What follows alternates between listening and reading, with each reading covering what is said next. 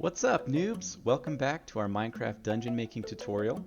Today I'm going to pick up where we left off and I'm going to show you how to spawn some mobs when the player gets in and give you a quick tutorial on the scoreboard and take a look at a way to count the mobs that were killed and advance to the next waves.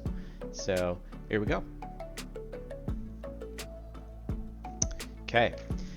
So last time we got our dungeon built and I showed you how to teleport a player inside so that they can begin. I did make some changes to the dungeon. Firstly, I added a top out of barrier. So to other players it'll just be invisible. Just this invisible barrier here so they can't get in. Except I have a secret spot to get in. I'll probably cover it up in case my nephews are watching and see where I've put the entries. Don't want any sabotage. The command blocks actually you can't destroy in creative or in survival or adventure mode, so I'm not worried about that. So there's not really anything in here that someone else could destroy. And then I also changed the inside of the dungeon. I think you'll like it. So I decided to add more lava, make things a little more difficult. So we're gonna have mobs spawning. I want people to have to kind of walk around and watch their step. And then I thought it'd be cool to just add lava on the walls. I use barrier blocks to keep the lava from flowing out. And then we've got a ring of sea lantern up there. I also put lava in the ceiling. And I have a little escape command block so that I can get in and out while we're testing. So what we're going to do first is I'm going to put some armor stands around where I want the first wave to spawn. So I'm going to kind of choreograph how it's gonna start. So when the player gets teleported in, they're gonna end up about right here, and then the first wave of mobs needs to spawn. I want to have some mobs spawn close to the player so that the player doesn't just sit here with like a bow and just pick people off that aren't coming to him. I actually think it might be a good idea to put a creeper close by, so that means the player really needs to start moving. I will put a creeper right there. I'm just gonna put some armor stands around where mobs are going to be and just try and take a mental note of what kind of mob I want to be there. We'll spawn something there. We'll do 2 creepers to make sure that the player actually has to do something. Then I'm going to have them run into a zombie here and here. We'll get a skeleton about there and over here. We'll put something here. I want to make it so that as the players try to avoid these creepers, they start getting the attention of the other mobs. I don't really need anything on this side at the moment. Just one more here for good measure. So this is just a way to get the player to move around once they get in. So now I'm going to make a note of where I've placed these and get the coordinates so I have a place to spawn them. So I'm going to write it down. I just took a second off camera to write down the coordinates for all of these armor stands and made a note of what mob I want to spawn. So these first 2, when you enter, are going to be creepers. And then we're going to do zombies right here. And then we're going to do 3 skeletons. I'm going to put another creeper right here, so that if the player does try to kind of skirt around them, they have another creeper to avoid. And then lastly I'll do a skeleton here. So I feel like that's a decent amount of range. I don't think it's too hard, because I think a lot of my players, when they try to enter these dungeons, will usually have some armor, maybe diamond armor. If you look at the right side of my screen, I have a victory score, and I actually made that so that when you clear any of the dungeons that I've created on this map, it ups your victory score. That score 105 is my nephew. To make it more challenging for him, he will sometimes just try and go in with no armor and just like a wooden sword or something. He has successfully beat all of my dungeons, even one I made that was really hard that I'll show you after I get this all done. I thought it was a really hard, really cool dungeon. No one else could beat it, but he beat it pretty quickly. Alright, gonna break all these armor stands. Okay, and then I have my escape button up here so I can get out. So if you die in here, you will lose all your stuff. So I'm actually going to I have lots of different command blocks that I'm going to do for getting the dungeon cleared of items. So if someone dies, they drop all their equipment they brought in. So I'll make sure that my players know the consequence, that if they come in here and die, they'll lose whatever they had on hand. So I'll have like a dumping chest on the outside if they want to leave their stuff in it. When they successfully complete the dungeon, I will have a command block to teleport them out and into a rewards room where they can open a chest that has their rewards for beating it.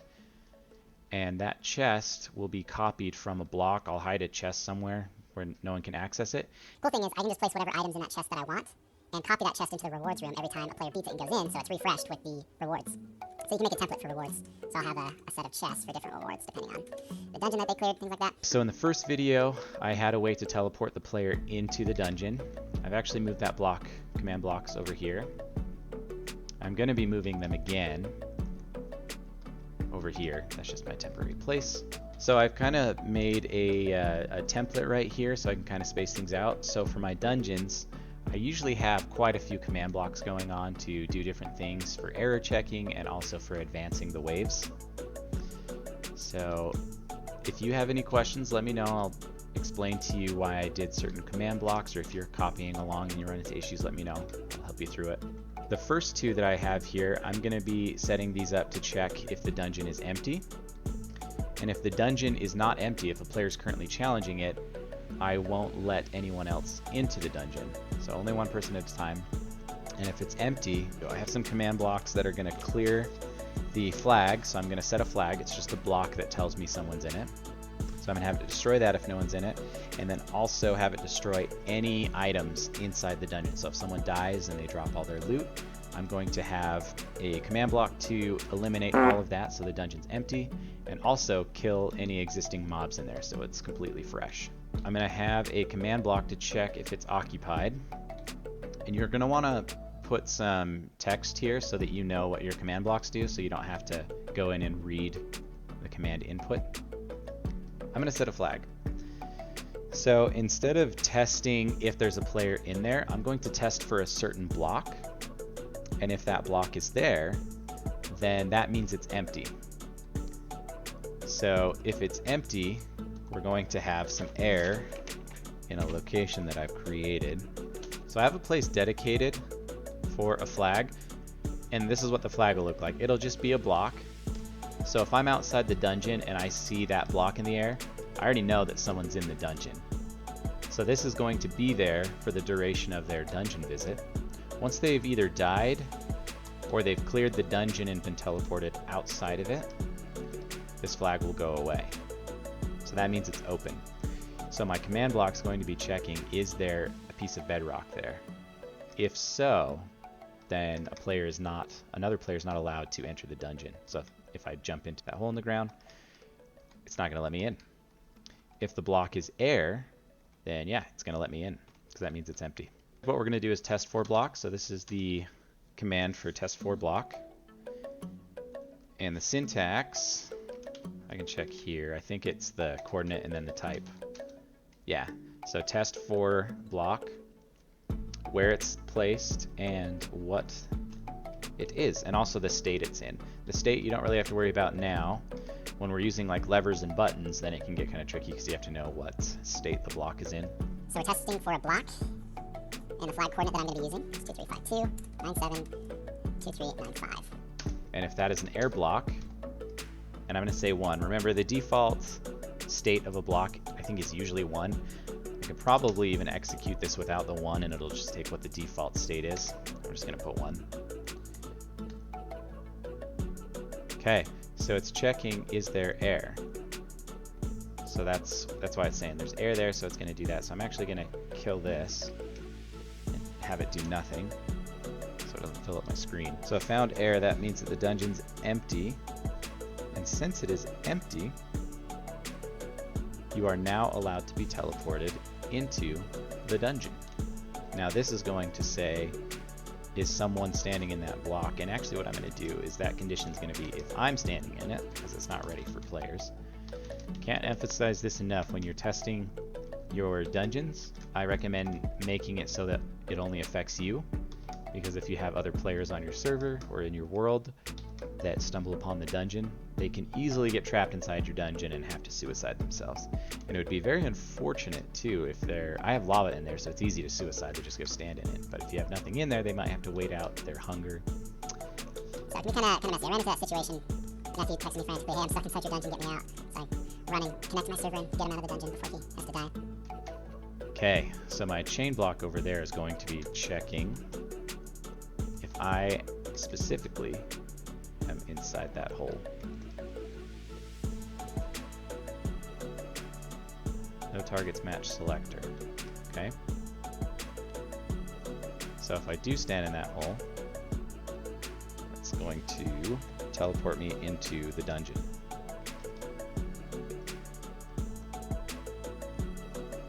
I'm going to change that to impulse so it's not always running. So I'm basically deactivating that one because I'm replacing it with one over here. To copy the code in the command block, you go all the way to the right or to the right up until where you want to copy. You hold down Shift and then hold down the arrow key to select what you want to copy. Then you do Control C.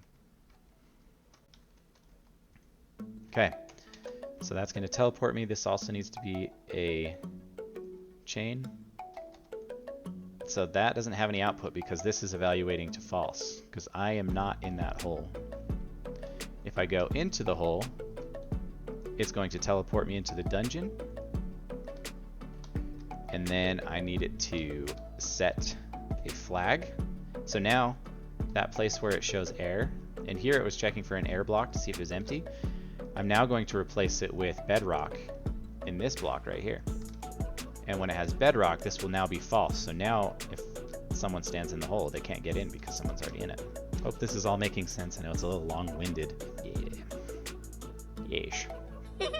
So I'm going to set my flag. Chain, conditional, always active. So we're going to test it. What's going to happen is, or what should happen is I'm going to stand in the hole. It's going to put me in the dungeon, and then it's going to put a floating bedrock block over there. So when I get out of the dungeon, we'll be able to see it. Okay, so that works. It got me in the dungeon. Now if I go outside, we should have bedrock in midair. Okay, the flag was set successfully. So this block is saying that there's someone in the dungeon, which currently is not true. So I will have to set up some command blocks to destroy the flag when someone is not in the dungeon, which is what these two blocks are for. This one right here is going to be for destroying the flag while it's empty to enable someone to go in. I have one more command block that I need to make. I'm not going to set conditions for this one yet, but this one is actually going to set the dungeon score to 0. So I'm going to show you how to use a scoreboard. This is how I keep track of the player's progress inside the dungeon. And scoreboards are amazing. They allow you to do amazing things and to check for different conditions, and you're going to become a pro at it because when you're making a dungeon, at least for me, I have to use the scoreboard. I don't know if there is other ways or better ways to do a dungeon without a scoreboard. This is going to set their score to 0. I'll just call it dungeon score 0. I'm not going to put any code in it yet because I need to show you how the scoreboard works. So you're going to need to add a scoreboard objective. In my case, I'm just going to call it dungeon. And I can actually use this across all of the dungeons that I create because the player can only be in one dungeon at a time. The command is scoreboard objectives. And if you want to add a score, you have to do add. So if you look on the left, I already have several. Maze Runners for the Maze I want to show you that my brother made. Worthiness is a fun one. I use that to make sure that unauthorized people don't get into secret rooms that we have. We're going to do dungeon, so I already have it added. I'm going to show you how you would add it.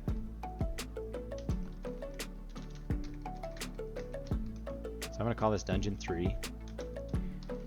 So I believe, in the Java edition, I think there's some more parameters for scoreboard, so you can do a type. I think you can count like mob kills or deaths, things like that. But in Bedrock, you currently cannot use that. You can use dummy. And I have been using dummy just fine. It's been doing everything I need to. There are some workarounds I have to do now to count player deaths and things like that, but it hasn't been a problem for me. It's just a little harder. Dummy's the type. That's the only type you get to use right now in Bedrock as of this current version we're running. And then the string is going to be what the scoreboard shows up as. So basically, if I have it list or like show the player what their score is, this is what it is going to be called. And I would just call it Dungeon 3. Okay. So now if I want to take a look at the objectives I have, I'm just going to remove that one because I don't need it. So that's how you add a scoreboard objective, and as I showed you, I'm going to be using the one that's just called Dungeon, and need this to set the player's score to 0. Cool thing is, we can just use the selector. So at A is all players, and then in the parentheses, I can say, sorry, in the brackets, I can say, give a range, so what the selector is going to be. This is going to be inside the dungeon, so upon entering, it's going to set it to 0. And I'm going to test it. I'm going to set the display so that we can see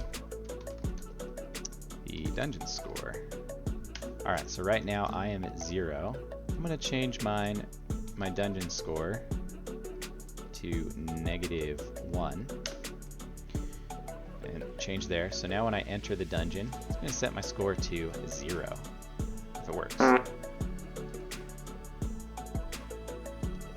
Didn't work. Because the flag is there. That's right. I will have a thing in a second here to destroy that flag, because if that flag is there. So that did work. It made it so that I couldn't enter the dungeon because it thought someone was in it. So now I can go in. Okay, it put me in, but my score did not get set to 0.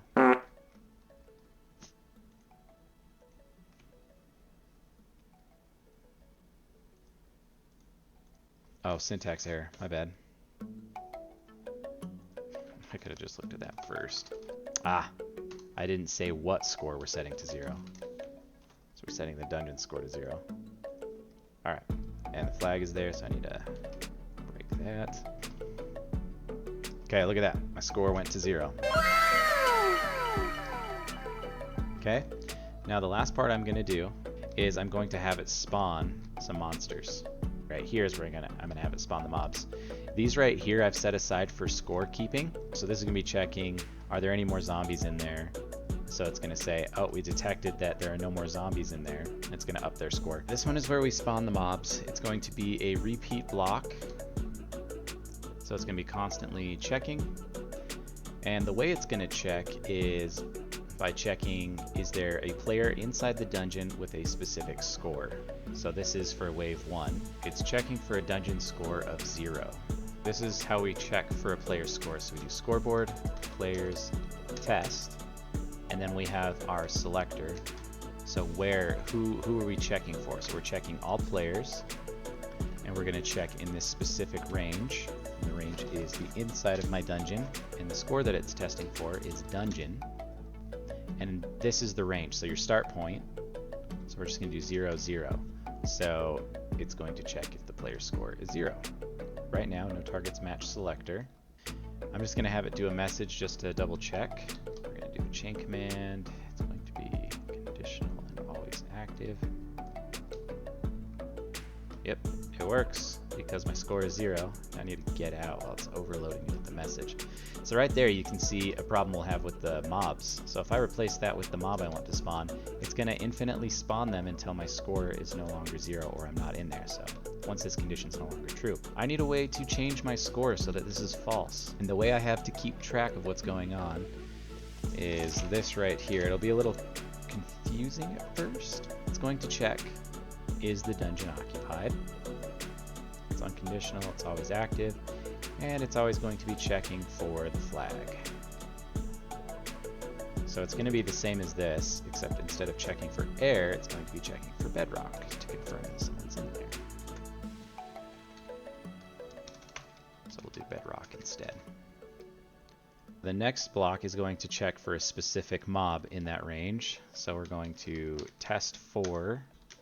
Now instead of checking for players, we're checking for entities. So this is all entities, and I'm going to specify what mob. So the first mob that we're going to be spawning is going to be a creeper. Let me get my selector. I have this dungeon range. That's the cool thing is I can just copy and paste a lot.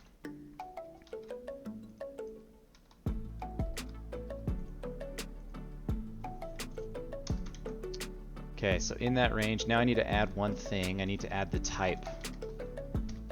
type is going to equal creeper, because that's what I'm going to test for.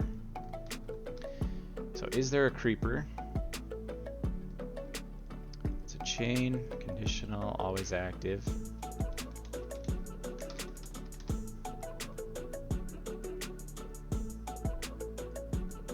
Okay, no targets match selector.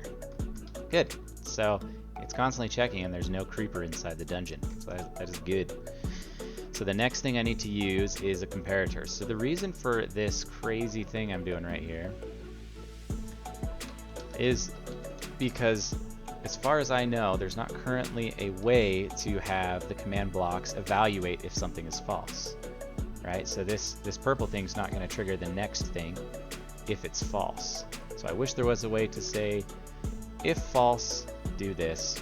You have to do if true, do this.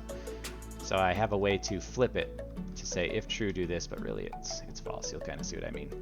So this comparator, what it does is it can actually check if the command block behind it was true.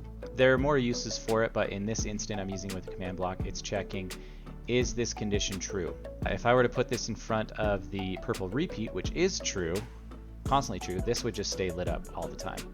But right now, this is only going to light up if the green block, if the chain block evaluates to true. And then I also need a repeater to repeat that signal.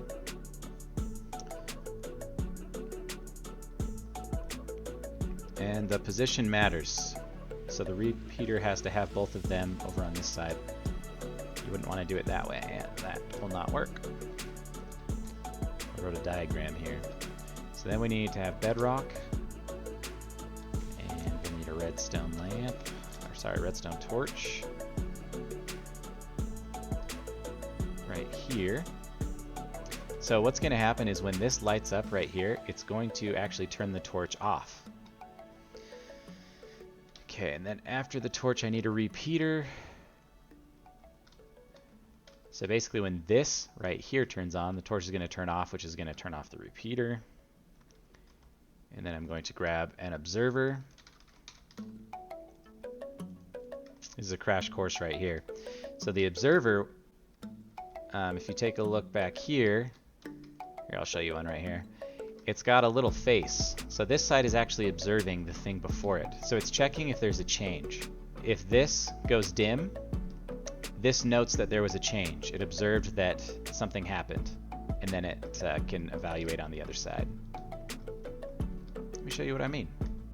Because on the other side of the observer, we're doing some redstone. So right now the redstone's blank. If I break that, that lit up. It lit up for just a second. So right now that's blank. I'll do that a little longer so you can see. Pay attention to that redstone. It's going to light up when I place this down here because it's going to notice there's a change. See? It quickly saw the change. If I break it, saw the change. Okay. So you kind of get how that works. Okay, after the observer we do the redstone, and then we do an impulse block. So this is only going to run once, and it's going to be activated by redstone. So this is going to change the player's score based on what was spawned. Cool thing about this is a lot of it's going to be copy and paste. So kind of getting everything started is a little complicated.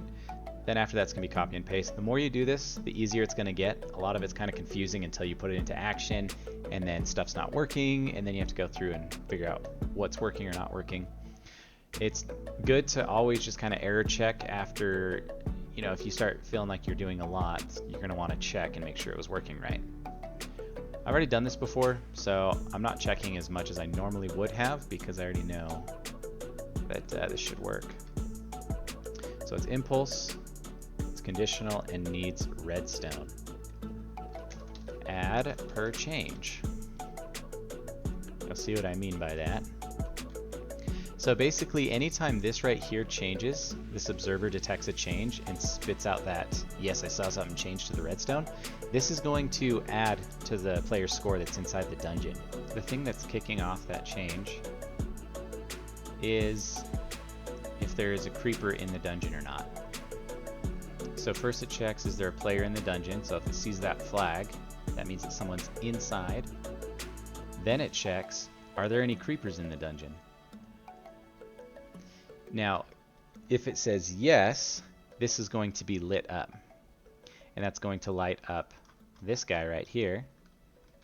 And that's going to flip this torch, so the torch is no longer going to be lit up. Since the torch is not going to be lit up, this is also not going to be lit up right here. Now the observer is going to see that turn off. And while it's off, the observer doesn't do anything. So the observer only spits out a yes if it saw a change, and it does it once. So when this is off, this redstone lights up once when it notes the change and then just stays off again. So that's going to kick off this impulse block to add a score. So what's going to happen is when my block spawns a creeper, this is going to be true. There is a creeper in the dungeon, and this is all going to be lit up, and it's going to flip the signal and say, yes, I saw a creeper, whether it was in the dungeon or not. I saw a change of the creepers from 0 to 1 or more, or I saw a change of any number of creepers down to 0. So it's checking is or is not. So that's going to bump the score up. We're going to check and see if that worked. So we have to add the dungeon score. We're going to add 1 to it for a player that's inside. Okay, so I'm going to have it spawn my first creeper, and we'll see what happens. Okay. So if the player enters with a dungeon score of 0, it's going to spawn a creeper. And then when it detects that a creeper was spawned, it's going to add a point to the player that's inside the dungeon. Since it's adding a point, the score is no longer 0, so it's not going to spawn another creeper. Okay, creeper should spawn. See how it's going off repeatedly. Oops, I have a problem. My score never got up to 1. I'm gonna quickly create a command block to kill off anything inside the dungeon real quick. Yeah, it summoned a bunch of creepers. There we go. It found the creeper. So notice that that is on. Why didn't it change my score? It didn't see me in there. Sorry, I'm dumb. This is supposed to be unconditional for the impulse, but it does need redstone. Okay. So I'm gonna remove my flag. So I'm gonna enter the dungeon and make sure a creeper spawns. My score is 0. If my score was 1, it would change it. So it spawned a creeper. Now notice it spawned a ton all at once, and then it stopped.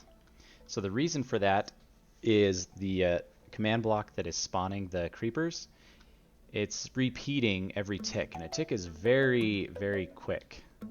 So many times a second, it's going to spawn some creepers. So I actually need to adjust that. All right, I'm gonna press this button to kill the creepers that are down there. Yep, I need this to execute. I'm gonna execute on the first tick, and then I'm gonna have it delay in ticks. So let's try 20 ticks. We'll see if that's enough so that it only spawns 1. If I can get in the hole.